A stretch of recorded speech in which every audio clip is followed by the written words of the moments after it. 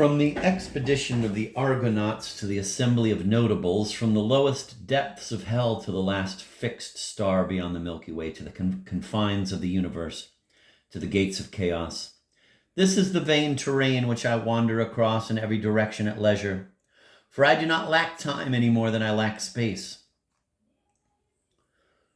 It is here that I transport my existence on the trail of Homer, Milton, Virgil, Ossian, etc. All the events that occur between these two eras, all the countries, all the world, and all the beginnings who have lived between these two limits. It is all mine. It all belongs to me just as much and just as legitimately as the vessels that entered the Piraeus belong to a certain Athenian. I love most of all the poets who transport me back to the most distant antiquity. The death of the ambitious Agamemnon, the furies of Orestes, and the whole tragic tale of the family of Atreides, persecuted by heaven, inspiring me a terror that modern events would be quite unable to arouse. Behold the fateful urn that contains the ashes of Orestes. Who would not shudder at the sight? Electra, unhappy sister, take comfort. It is Orestes himself who is bringing the urn, and whose ashes are the ashes of his enemies. We can no longer find any riverbanks like those of the Xanthes or the Scamander. We can no longer see plains such as those of Hesperia or Arcadia. Where now are the isles of Lemnos or Crete? Where is the celebrated labyrinth? Where is the rock that the abandoned Ariadne watered with her tears? We no longer see any heroes like Theseus, even less like Hercules. Those men and even the heroes of today are pygmies. So when I want to enjoy some ardent scene and revel in it with all the strength of my imagination, I boldly hold tight to the folds of the floating robe of the sublime, blind poet of Albion, as he flings himself at the heavens and dares to approach the throne of the everlasting. What muse managed to sustain him at that height, to which no man before him had dared to raise his eyes from the dazzling celestial forecourt on which the avaricious Mammon gazed with envious eyes? I pass with horror into the huge caverns of Satan's dwelling. I take part in the infernal council. I mingle with the crowd of the rebel spirits, and I listen to their speeches. But here I must admit to a failing for which I have often reproached myself.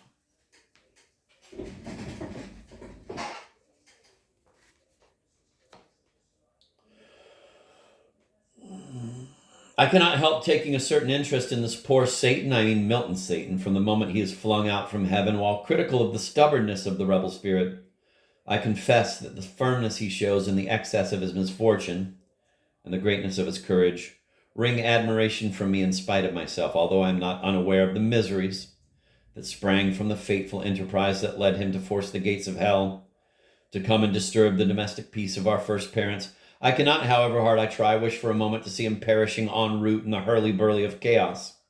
I even think I would be willing to give him a helping hand if it were not that decency restrains me. I follow his every move, and I enjoy traveling with him as much as if I were in good company. However much I reflect that, after all, he is a devil, that he's on his way to ruin the human race, that he's a real democrat, not of Athens but of Paris, none of this can cure me of my bias towards him. What a grandiose plan, and what boldness in its execution!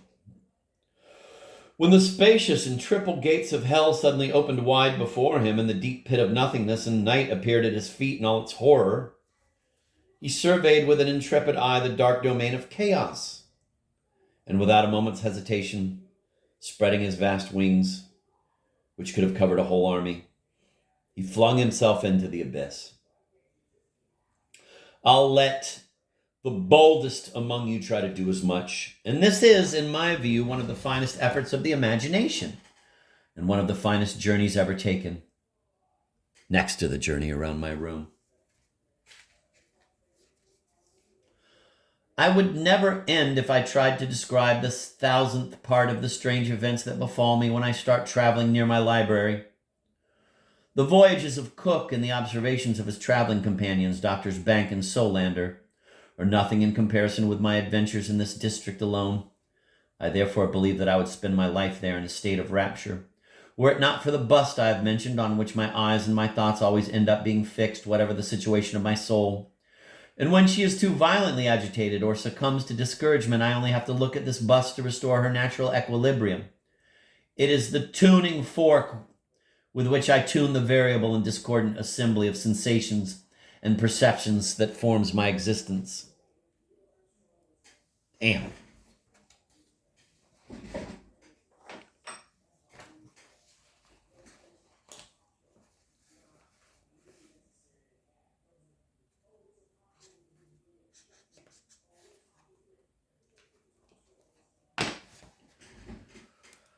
What a good likeness it is. Those really are the features that nature had given to the most virtuous of men. Ah, if only the sculptor had managed to render visible his excellent soul, his genius, and his character.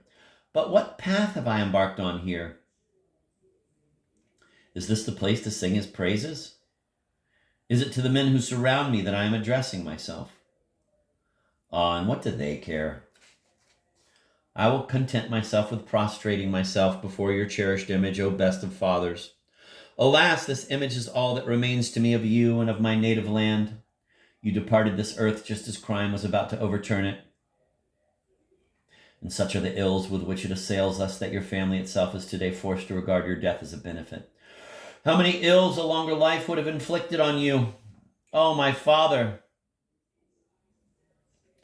Is the fate of your numerous family known to you in the realms of bliss? Do you know that your children are exiled from that native land that you served for 60 years, and with so much zeal and integrity? Do you know that they are forbidden to visit your tomb, but tyranny has proved unable to strip them of the most precious part of your heritage, the memory of your virtues and the strength of your examples? In the midst of the tide of crime that was sweeping their land and their fortune into the abyss, they remained unalterably united and kept to the line you had traced out for them. And when they will again be able to prostrate themselves on your venerated ashes, those ashes will still be able to recognize them. I promised a dialogue, and I will keep my word. It was daybreak. The sun's rays were simultaneously gilding the summit of Mount Viso and that of the highest mountains on the island at the antipodes.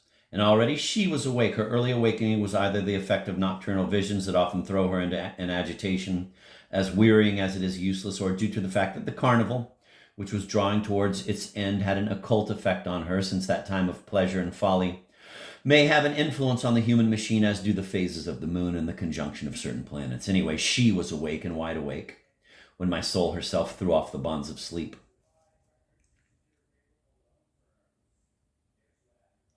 For a long time, my soul had confusedly been sharing the sensations of the other, but this soul of mine was still entangled in the veils of night and slumber. And these veils seemed to her to be transformed into gauze, into linen, into Indian cloth. So my poor soul was, so to speak, enwrapped in all this adornment, and so as to keep her more firmly under his dominion, the god of sleep added to his bonds tresses of blonde hair in disorder, knotted ribbons and pearl necklaces. Anyone seeing her struggling within these nets would have felt pity for her.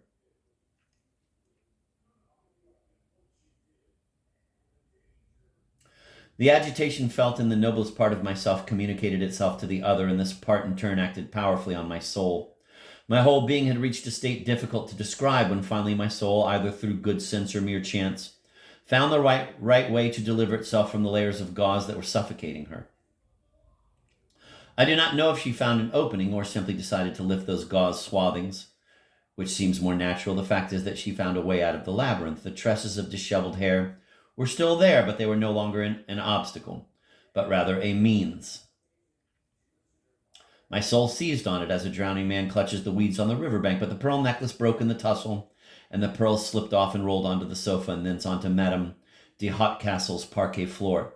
For my soul, through some strange quirk of imagination difficult to explain, thought it was at that lady's house. A big bouquet of violets fell to the ground, and my soul, which thereupon awoke, returned home, bringing in her train reason and reality.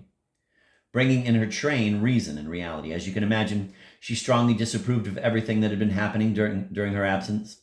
And it's here that begins the dialogue that is the subject of this chapter.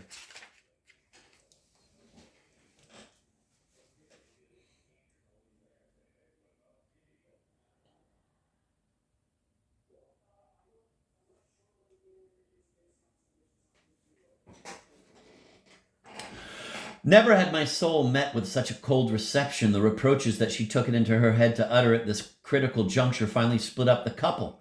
There was a veritable insurrection. What? Said my soul. So that's how it is? During my absence, instead of restoring your strength by having a peaceful sleep, and thereby making yourself more able to execute my orders, you have insolently decided, the term was a bit strong, to succumb to transports of delight that my will had not sanctioned? Little accustomed to this haughty tone, the other flew into a rage and retorted, "Oh, yes, you're a fine one, madam," since any idea of familiarity needed to be excluded from the discussion. "You're a fine one to give yourself airs of decency and virtue. Ah, it's the whims of your imagination and your extravagant ideas that are responsible for everything about me that you most dislike. Why weren't you there? Why should you have the right to go off and enjoy yourself without me on those frequent journeys you make all by yourself? Have I ever uttered a word of disapproval of your sessions in the Empyrean or the Elysian fields? Your conversations with disembodied intelligences, your profound speculations." Obviously a touch of mockery.